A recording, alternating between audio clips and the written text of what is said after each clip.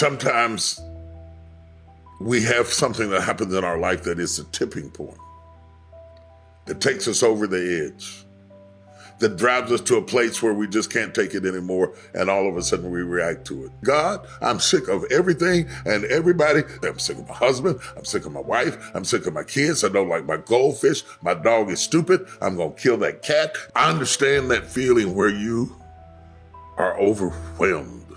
And you need to just be honest with God for a minute, not religious, not spiritual, not perfect, not anything, and tell God, I am sick of this. I've had it. I'm tired. It's not working. It doesn't work. This religious thing, this Christian thing, it doesn't work. I'm not getting victory. I'm not being delivered. I'm not. It's not working. Your breaking point is your breakthrough point. I really want to preach to people who have been overloaded, stressed out, at the end of your rope, feel like if one more thing happens, I'm gonna pull the hair out. Well, I don't have hair, but I'm gonna pull the hair I used to have out of my head. I'm just at my wit's end. Your breaking point is your breakthrough point. God has a way of moving us through trouble. Crisis environment. So crisis comes to test to see if you are as mature as you claim to be. You've been telling people how good God has been. Let's see how good he is when things fall apart. You've been telling me how much faith you got. Well, let's see what kind of faith you have when there has to be situations where things don't look too good and you're not sure how you're going to make it in the morning. In other words, crisis comes to test your leadership ability. Another definition of crisis is that crisis ignites the passion for a renewed vision for your life. Crisis takes you back to what God told you from the beginning. Sometimes you stray away and God got to pull the rug from under you to get you back on the floor. And many times a crisis will take you back to the original idea that God told you from the beginning, and it's called your original vision. He has a way of moving us through trouble. He knows that we wouldn't move if certain things didn't dry up. And he'll allow things to dry up sometime, not because he's trying to kill you, but because he's trying to move you to the next level. And this is one of the good things about a crisis. It takes you back to your passion. Now, I want to therefore talk a little bit about the benefits of crisis. There's a statement made by Shakespeare. You all know Shakespeare, the great playwright. Shakespeare said these words. I love it. He says, "Sweet are the uses of adversity." Say that with me. Sweet are the uses of adversity. That's a deep statement. In other words, he's telling us when things are adverse, when things are in crisis, don't panic, use them. Use them for the positive result. Everything that happens to you could be used to produce something good. That's amazing. Everything. So Shakespeare caught on to something. He realized in his own thinking that adversity can be used to benefit the one under the adversity. Just because something has dried up over here doesn't mean you have to dry up with it. You may have to move, you may have to change, you may have to be adaptable enough to get out of the traditional way of surviving, but at the end of the day, God will use it to shift you. Life is not fair. Bad things happen to good people. Perfect plans suddenly, in the blink of an eye, can be ripped apart and just be totally thrown off course. And it is this, so many people, and the victim mindset is a mindset, well, that's not fair. Well, you're right, it's not. But guess what? Sitting there and focusing all your blame and time on the fact that your perfect plan or something happened or your world got thrown upside down accomplishes nothing. Your mind can push your body to do 10 times more than what you think you can, but most people will reach that physical breaking point where their body is telling them, I can't go anymore, and that's when most people quit. And that's our problem. We quit so quick. So quick.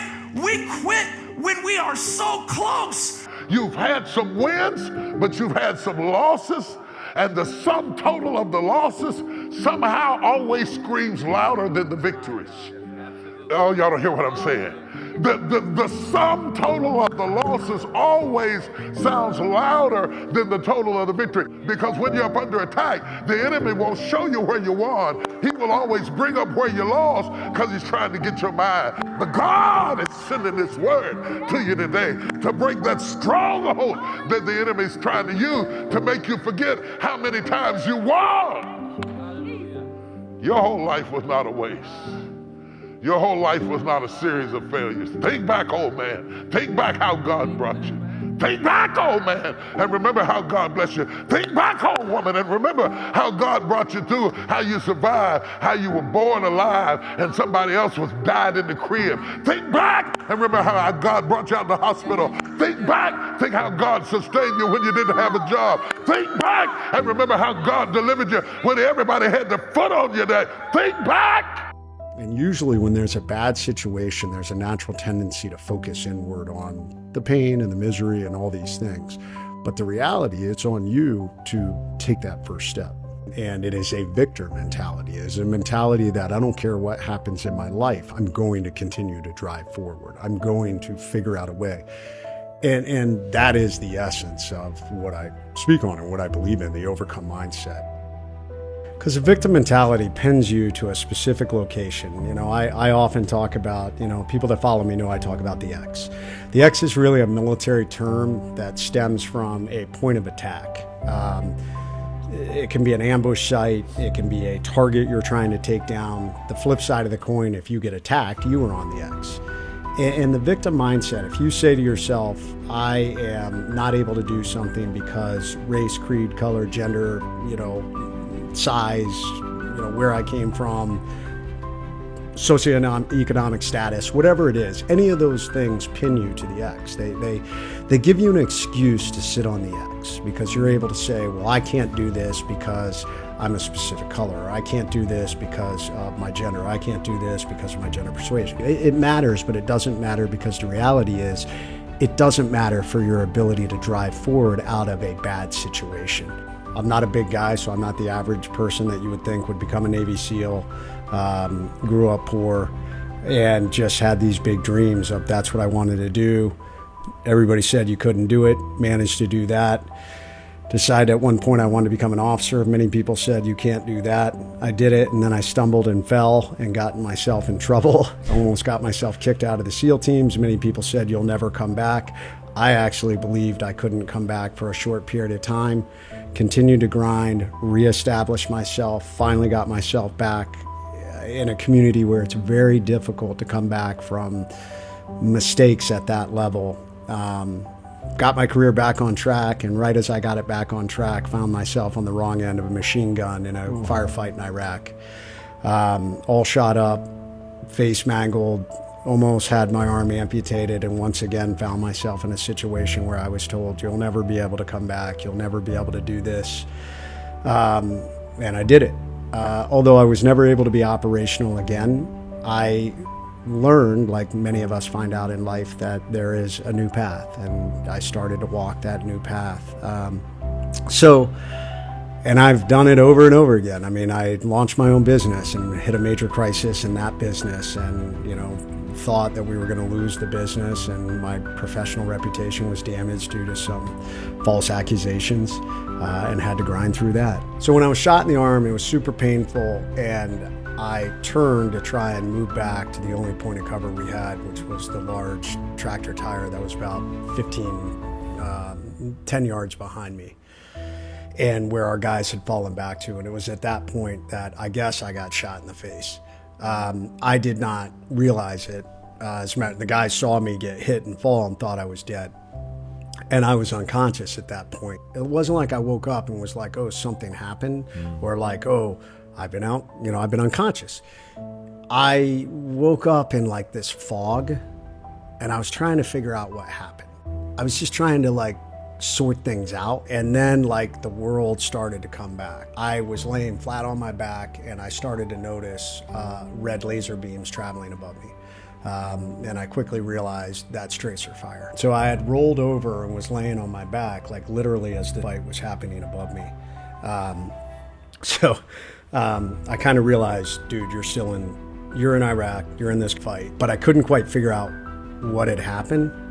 I think my first initial thought was don't sit up. Important safety tip, you know? Yeah. And then at some point, like, it dawned on me there was something, like, my face felt messed up. And I remember reaching up, and I had gloves on, and I went to reach for the right side of my face, and I felt my fingers go into, like, where my cheek should be, into this hole. And I was like, I've been shot in the face. Called out to my team leader, Al, and said, hey man, how long to the medevac? Because what I did know is I had limited time. I thought my arm had been shot off. Obviously, I'm bleeding profusely from my face. And I called out and said, how long to the medevac? And I remember him, like, astounded, like, Red? Like, I think they were shocked that I was still alive. And I said it again, and he said 5 minutes. I was like, all right, I can hang on for 5 minutes. So at that point, I kind of started going through several thought processes. One, I knew I had limited time. Like, you know, we learned trauma medicine, and I knew that you only have so much blood in your body, and at some point, you know, if you lose too much blood, you die. Yeah. I also knew the physiological effects of what was starting to happen. I started to get really cold. I started to have limited mobility. I started to, it got harder and harder to think. In that process, several things happened. Number one, I kind of got angry. This isn't how I intended to go out. Like, this is how I'm going to die. Like, in this field, in this dangerous part of Iraq. And it also made me angry that the enemy had got us. Like, I didn't want to give them the satisfaction of knowing that they had killed a SEAL. So that made me angry. And then the reality of, like, you're going to die here. And then I started to think about my family. And I thought about my wife. I have 3 kids. My son at that time was 8, and my daughter was 5, and my youngest was 3. And it was September 13th, 2007. Halloween was always like a big, we loved Halloween, man. We loved decorating the house, and, you know, and I remember thinking to myself, you're not going to celebrate Halloween this year. Like, and you're not going to be there for Christmas. And then, like, thinking you're not going to walk your daughters down the aisle. And that was kind of heartbreaking. And then I kind of shook myself out of that, like, no. I grew up in a pretty religious home. I think I kind of lost my faith a little bit over the years, but in that moment, I called out to God and I said, I need help. I need strength to go home. And like that. I can't explain this, but I suddenly had energy. And this thought popped into my head, stay awake to stay alive. And I just grabbed onto that and just said, focus on that. Like, there's nothing else.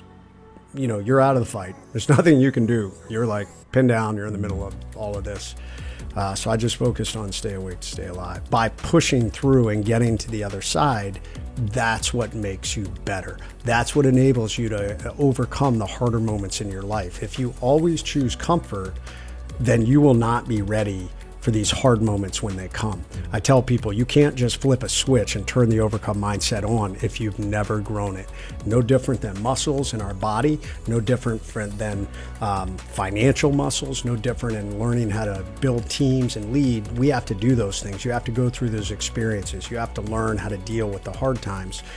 And so be thankful for those moments and keep grinding through. It may not be the outcome that you wish it would be. And that's another thing that you have to come to grips with. Do hard things. I think this life is about balance. I describe it as, in the Overcome book, as the pyramid of change. So we're in our comfort zone. How do we move up just a little in any aspect of our lives, whether it's in our business, whether it's maybe with our family, whether it's physically? Well, how you do it is, let's just say you're at a 10. Well, let's just bump up to a 12. And in doing so, it's a little bit uncomfortable. It doesn't have to be Navy SEAL. It's uncomfortable. It just needs to be a little bit uncomfortable, because when you're in that zone of discomfort, that's where you're growing. You're learning to deal with discomfort. You're learning to get a little better. And guess what? At some point, when you go from 10 to 12, it becomes your new comfort zone. And then now I'm at 12 and I'm like, oh, let me go to 15. And I think top peak performers in this life, that's what they do. They're always pushing just a little higher. Most people try and go from 10 to 100. And it's so overwhelming and it's so painful to try and do that, they quit before they ever get there. You still have to do life, regardless of how you come into life. And I think some people feel, well, if you come into life and everything is great, then that's the way you live life. But no, it doesn't matter. If you come in great, if you come in poorly, it does not matter. You have to do life. And if you're smart, you do life on your terms and you don't let life make you do it on its terms.